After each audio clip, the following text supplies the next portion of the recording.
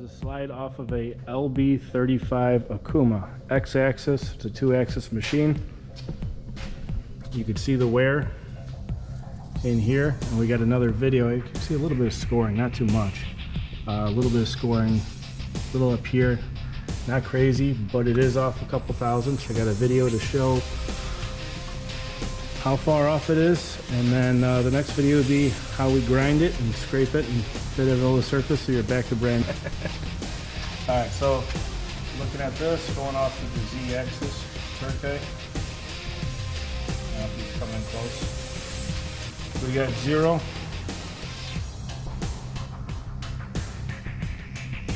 Step off of it.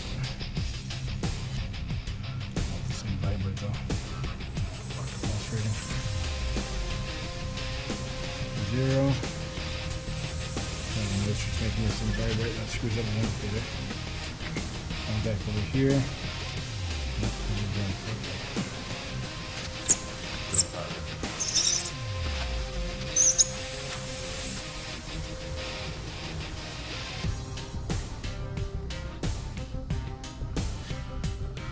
Alright, showing 0.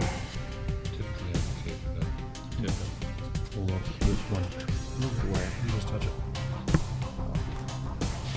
Alright. I'll go back into here. Go in here. Go 0 again.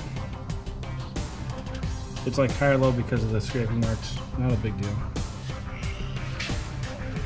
Here.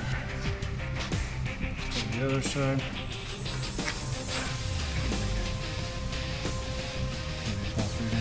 Zero. 0 again. Come over here. This should be the check side. Pretty close to 0. That's the Z-axis glaze on the Turcite. Everything looks good here. We also indicated the binders, and they were within like 3/10. So 0, 0 on this side. We're on the binder. And then down here was like 2/10. So good and stable. Going up to here, this is where the problem is. This is where you had the issues with the gib. Up here, it's a little crappy with the rust, so it's kind of hard to get 0. We got 0 here. And as I move this thing down, we are at 2.5, maybe a hair more. As long as I don't hit anything, I'm going to go all the way down.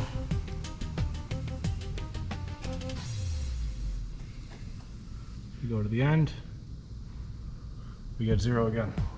And that is, this is the rail closest to the chuck. This is where the gib was stuck. Going over here. So someone put this material on the back side of the gib, and that was your problem. It's, you know, people do that to fix it, but we typically like doing it the opposite way.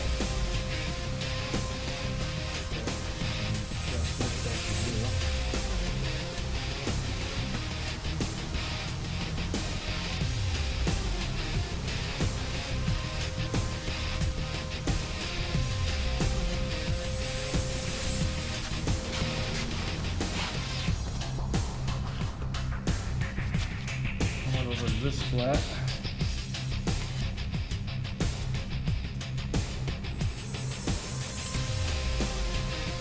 Got 0 again. And just go down this line. You can see where the wear is. Right there was at 2000. Just gonna bring this all the way down. It's actually worse. 3.5.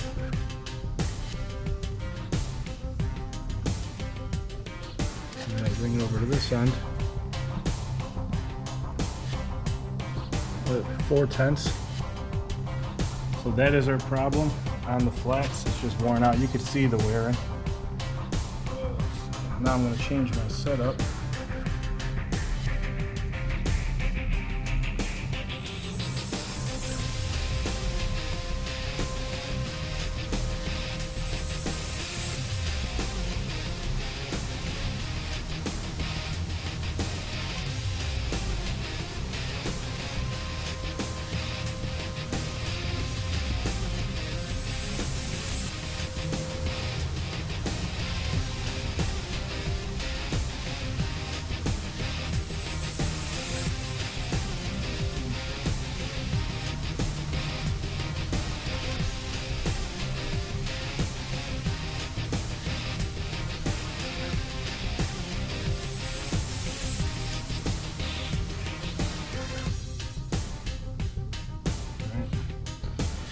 0 up top. This is for the binder on the far side, tail sock side. I'm gonna bring it out over here.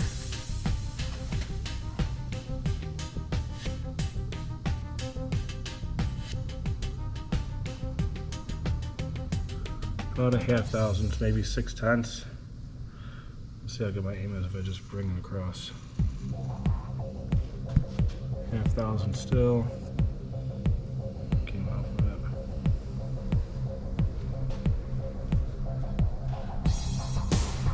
6 or 7, maybe 7/10. So that will also have to be trued up. You go to the opposite side.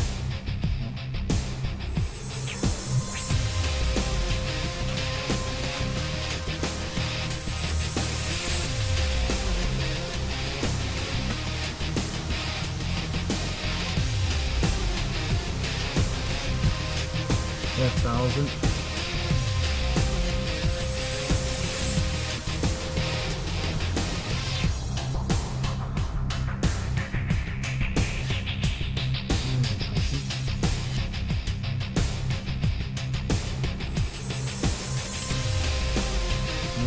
Maybe put more pressure on this side.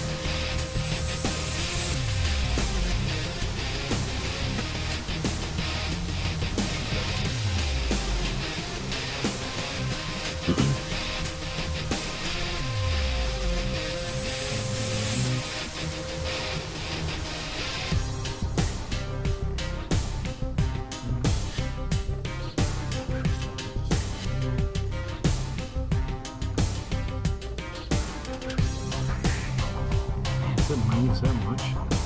3,500. Oh, you know what? I'm sorry. So this was a gib size when we had the damage. So that does make sense why it's a little bit off. Is you're smacking this thing pretty hard with the hammer to get that gib out. So this side definitely distorted. I mean, I could zero it from one side to the other, but this is definitely low, which means it would be high, and that's just because of that gib. Which would be this one right here, and we're going to suck on this surface right here.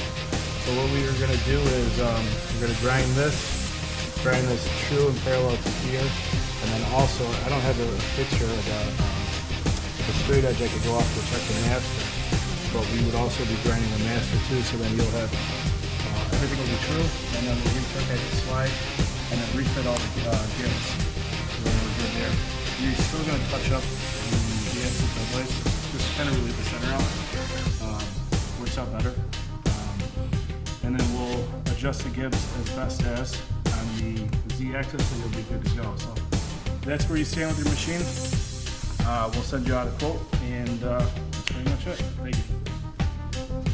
I'm looking at the camera with it.